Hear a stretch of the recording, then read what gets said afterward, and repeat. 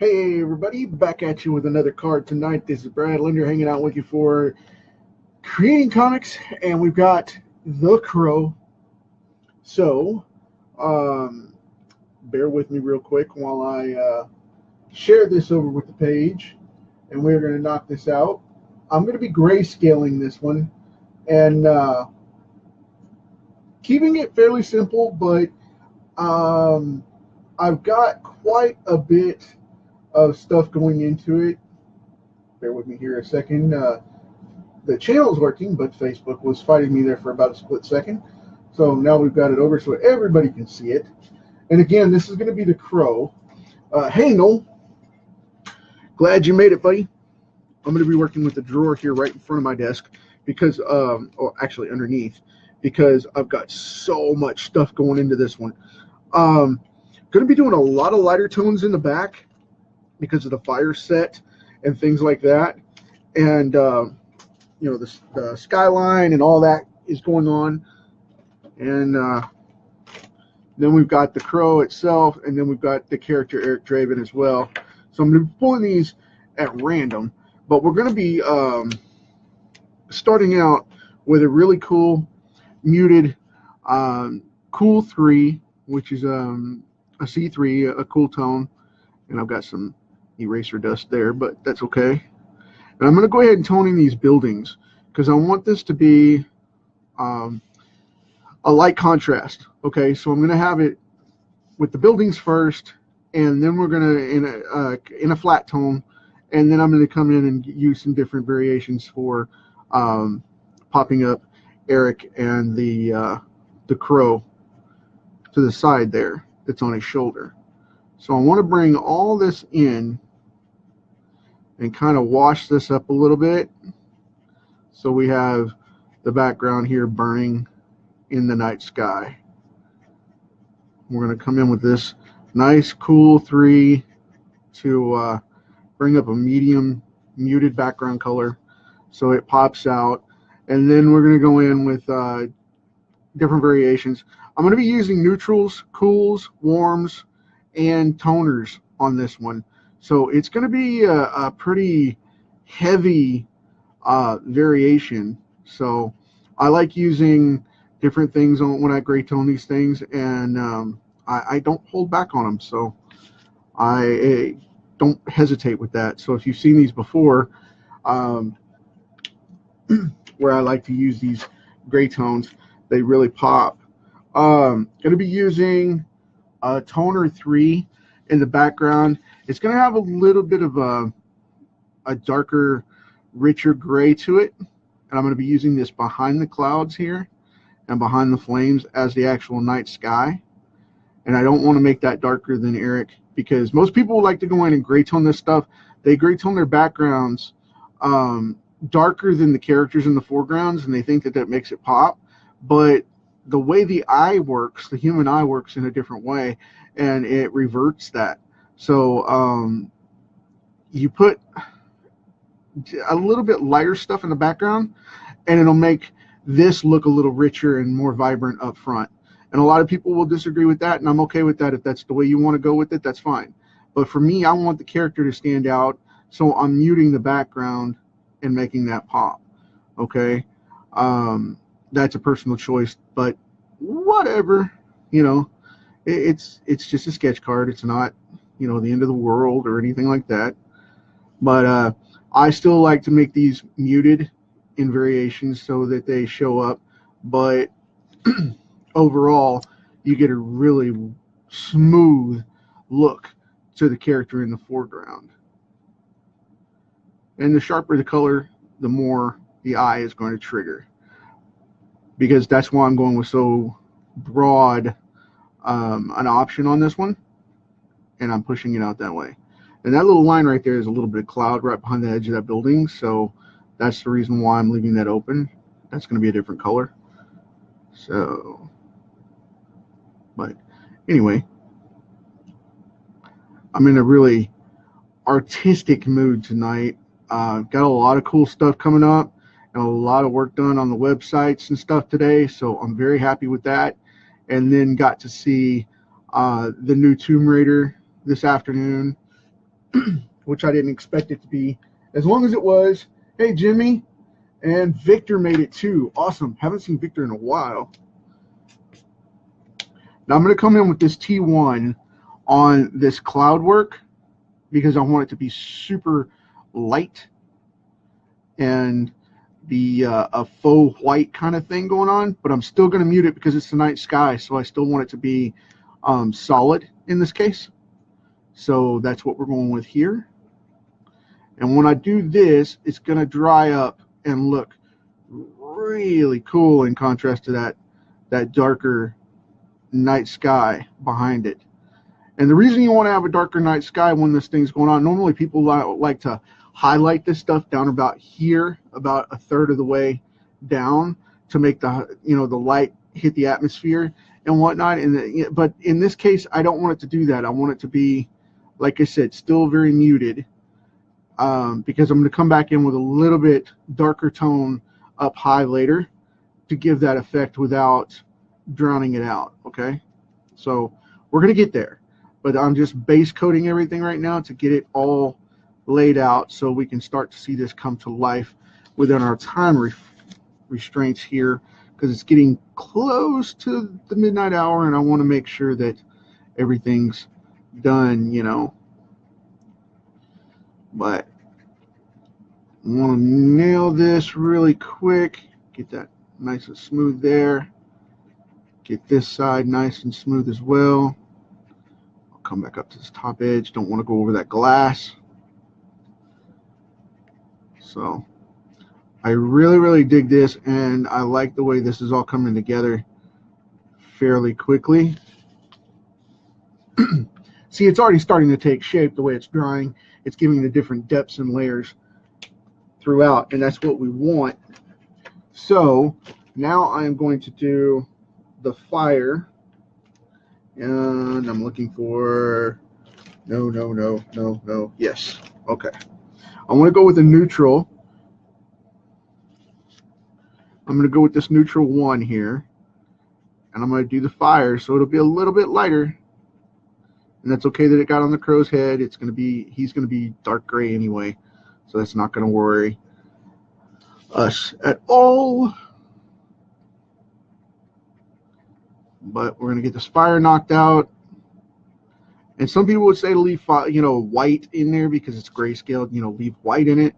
But I'm not. I'm going hardcore true grayscale with it, so it's going to be nice and full in the color like that. So now when that dries, we'll be able to see all those different layers of gray, and it'll soak it up and be really cool. And I'm going to set this in one aside because I'm going to need it again later.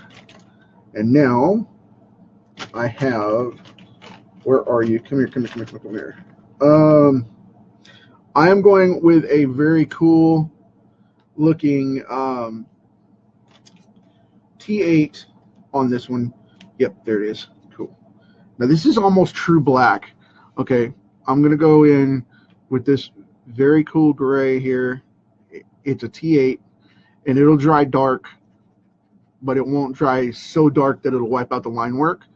You will be able to see everything come up here. As it dries, it'll dry dark. Like I said, it will dry very dark, but I love this color because when it dries very rich and dark, but doesn't drown out the line work and ruin it. So, I have a lot of fun with this one. I like the toners because they're true gray. They're very dark, very vibrant, and yet they're so just engulfing. It's almost like walking through a dark house. Because you can, I hope that shows up on camera the way that's starting to already dry, and you can see the variation. Okay. Hey Jeremy, glad you made it, man. I'm going to do the same thing on the feet here because I want him to have that dark jet black kind of sheen without adding any blue to this. And the funny thing is the black crows are actually ravens. Crows have yellow bills, but there's a cousin that has black, and they are technically ravens. So Just think about that one. But the ones with the yellow feet and the yellow bill, they are actually magpies, not true crows. There's a difference. Dark cousin. But anyway, so now we have I've got a T4 here, which is a really dark, rich medium gray. And I'm going to go for Eric's highlights here on his face with these for the coloration of his mask.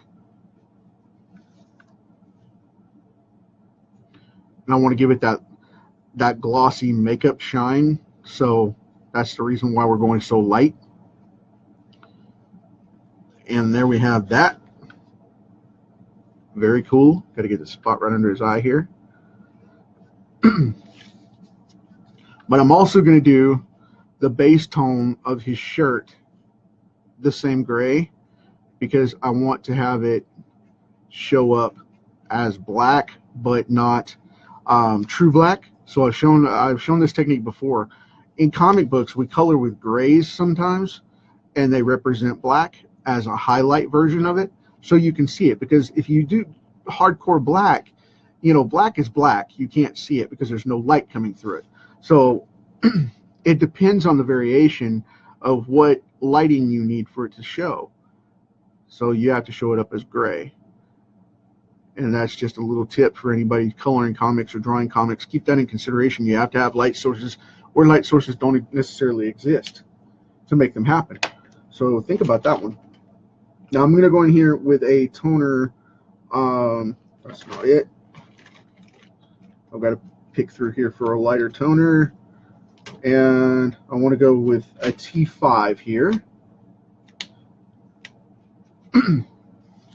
This is going to be the gray of the tape right here. Along that way. Very, very cool. Very cool toner right there.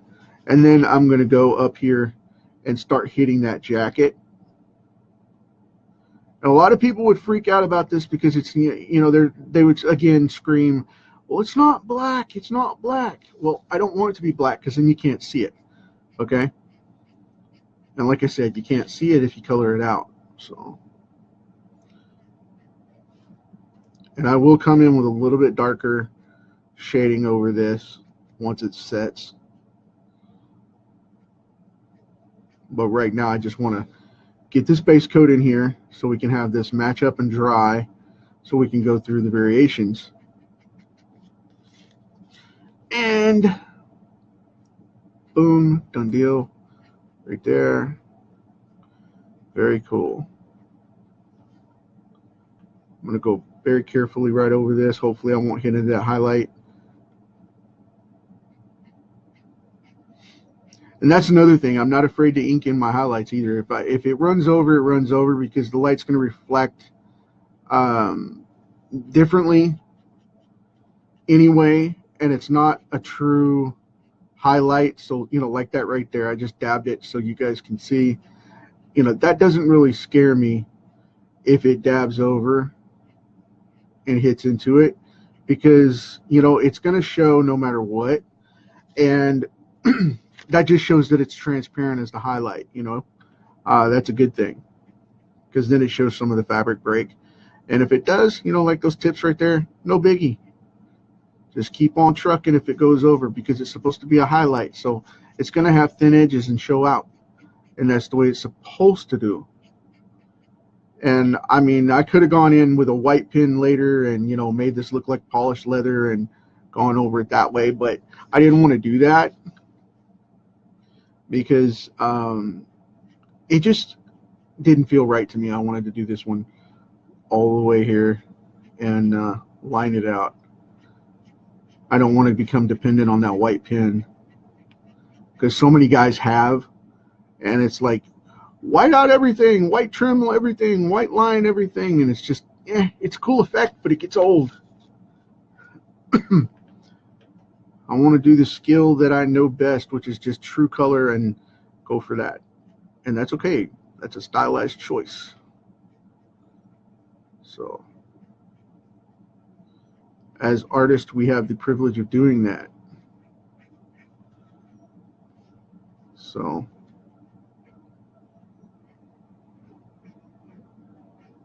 okay, trying to use different sides of my brush here so it doesn't get oversaturated and start flooding,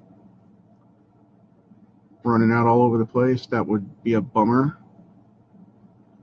It's fairly accurate at the moment, and I don't want it to start bleeding over. And like I said, if it hits spots where it does bleed over on the shine, no biggie, just let it run. Because with this being a sketch card, it's not like it's, you know, hardcore perfection for an editor. We can have a little bit of fun with it and not worry about it. And sometimes those mistakes end up looking better than the original plan, so I'm cool with that. I let it ride. But anyway, now we have the crow in place. We've got the jacket. We've got the shirt. We've got the face. We need to tone out the hair and the skin. And then we can get into that background in the glass and start shading that up a little bit. Yeah, I totally agree, Jim. The crow was a masterpiece within itself. I'm going to go with C7 here because I'm going to tone this up a little bit. But I'm going to go back into these these areas here and tone up his hair. But yeah, I totally agree. The movie was a phenomenon within itself. The comics were great. James O'Barr, cool dude. A little on the weird side sometimes, but very cool, very nice. Had the pleasure once or twice in Dallas. He's just an odd cat, but you know, he walks to the beat of his own drum. But very nice dude. Nothing bad to say about him at all. Very, very nice guy. So, but yeah. Little different personality, but that's okay too. We've all got our quirks, so whatever. But yeah, very nice guy. Little peculiar, but whatever. A lot of people say all artists are. I don't agree with that, but whatever floats your boat, you know. But anyway, very cool dude, very interesting artist, very interesting story to tell. So, and the fact that Brandon Lee fell to the what people have dubbed the Lee curse by being killed on set during a stunt, you know, that's pretty rough, man. That's pretty daggum rough. So I thought I was going to shade that in and tone it out, but I'm not. I'm going to leave it alone. I'm going to go back to this N1 here, which is the neutral, and I want to go ahead and shade him out, to shade out his flesh a little bit and pop him up.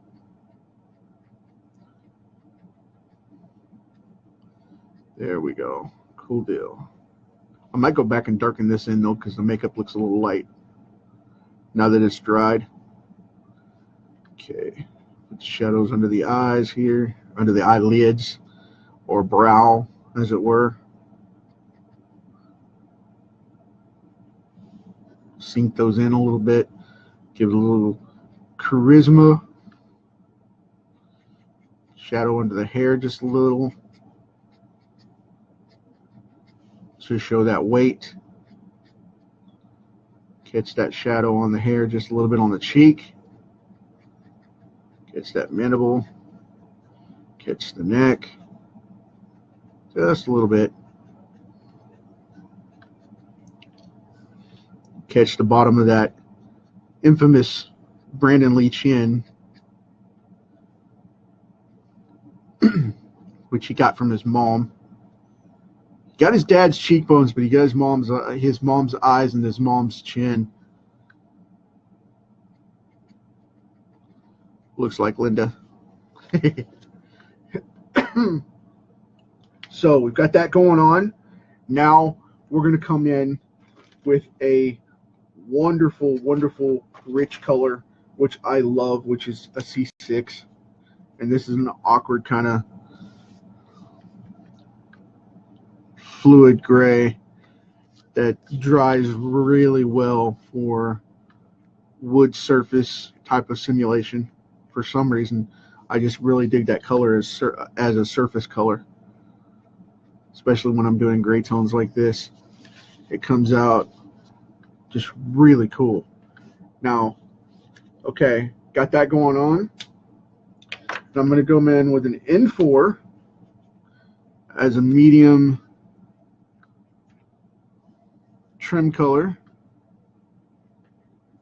Right there like that. And then right back here on this edge as well. Boom, done deal. Now for this light N1 down here, for the flames behind the building, I'm going to have to put that in. And then I'm going to go back to this T1 that I used for the fire. And I'm also going to use that in brushing in some of the lighter tones for the glass, like that. Some of these really cool lighter tones. And then I'm going to go in with this. I don't know if it's going to be dark enough. I may have to switch to the N2, but I'm going to try and go in with this N1 and see if it's dark enough to go up and shadow some of this cloud work for this smoke. Get these undersides really well. Kind of walk it through here a little bit. Now, the thing with smoke is you want to make sure that when you go through clouds and do smoke, literal smoke, it's thicker than just air or cloud air, okay? Cloud gases are lighter than that. Smoke is thick. That's why it floats up so easily. What you're going to want to do is you're going to want to go in on that bottom side where it's heavy, put a shadow, and walk away from it by walking through the middle a little bit like that. Just kind of brush in some color about halfway through, and it'll bring it out. But you always want to go for the bottom side of that and then leave highlights in it where the top roll is getting lit. So now we have that going on. This is almost done.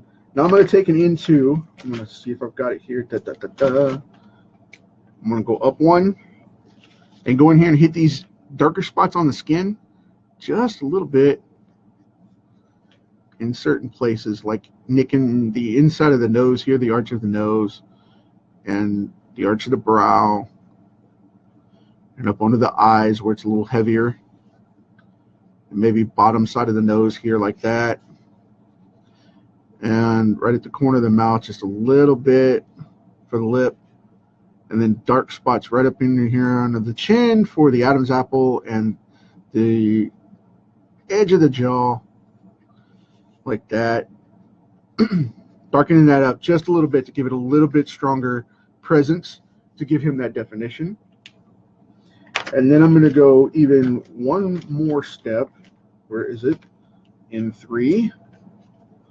Now this one has kind of a darker gray like everything's going on, so I'm just going to touch this one and select places like that mandible, right here, bottom of that jaw, just right up against the neck there, and right at the crease of the nose, right up under the brow, just a little bit to darken him up. And then I'm going to go right up under the nose just a little bit with a touch there, and right here at the chin again because I didn't get quite dark enough. But there we go. Cool. I don't want to shade that in anymore because I don't want it to get too dark, because now I'm going to take a C5. Get my brush tip smooth here. I'm going to take this C5 and go back over this face, paint just a little bit to make it pop a little more, darken in that eyebrow a little, and darken up those lips just a little bit to contrast. Excuse me. Now I'm going to do something really, really cool. I'm going to very carefully, I'm going to take my M5 here, 1 grade more, and just barely scare this thing with some fine line detail. Now you have to be very brave to do this, because if you overwork this just a little bit, you'll ruin it. It will blacken out stuff, and you do not want to do that. Like right above the eye there, just to give that eyelid crease and make it look extra lively and creepy. Like that. And then that ridge right there for the brow, just a little bit. Just a hint right here at the neck. All right. Cool deal. Now I'm going to take it and go one step further in the mask lines where these dark ridges are. I'm going to put those right there, and right on the ball of that cheek where that curve is, where the light will hit from the bottom and the top. It'll make that crease come out a little bit. Right here at the widow's peaks, pointing up to the crown of his head right here. Now then we've got right in here. I'm going to darken that up just a touch. And then I'm going to go right up underneath this upper lip and shadow it and give it a down shadow.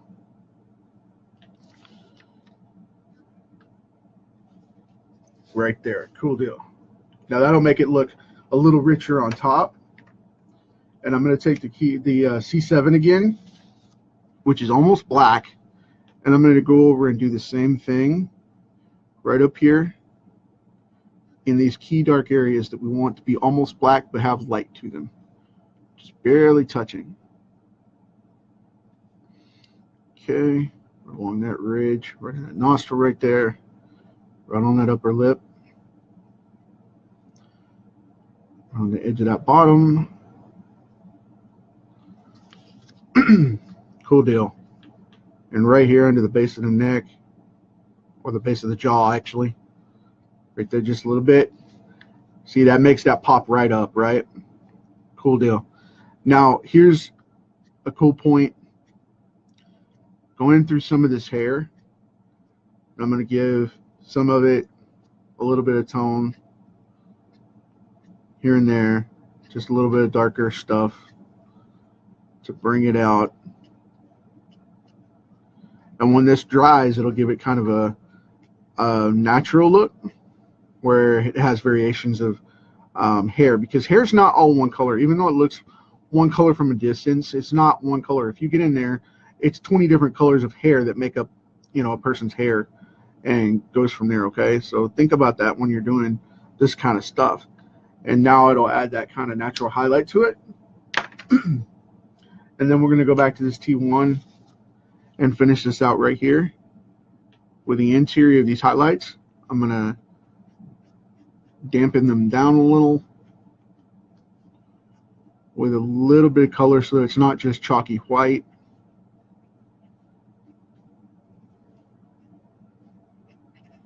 And that contrasts the white in his face. And we are done. That is the crow. Hope you guys dig it. Alfonso! I know I call you Alphonse. Alphonse Connor is so cool, man. He pops on once in a while, and I always call him. I've always jumped in and called him Alfonso for some reason, and I apologize. I did it again, but yeah, Alphonse, glad you made it. Thank you very much for participating. I appreciate it. As of this point, ladies and gents, we are finished up. We have the crow. Hope you guys like it. I'm going to leave it there. I didn't go in and tone this out because I didn't want to wash it, okay? So I left it alone, and we're going to call it good because I don't want to damage that even tone that I have for that jacket. So anyway, I hope you guys dig it. I will talk to you tomorrow. As always, we're going to do another one. And, oh, I forgot a critical piece. I have to go back. Shame on me. Right in here. I'm going to take a C2 here and go right in with these eyes and knock them out real quick because I didn't do the eyes. Almost skipped it. Ah, shame on me. But anyway, now we've got that done, so we're good. That's it. I'm not touching it again. Now, I will say, as always, thank you guys for appearing so late with me. and showing up and supporting this. And as always, we've got this rock for a little bit of time. We get to party around and check out what's cool. Let's make it cooler for the next generation that comes up, as everybody did for us. And take care. Catch you tomorrow.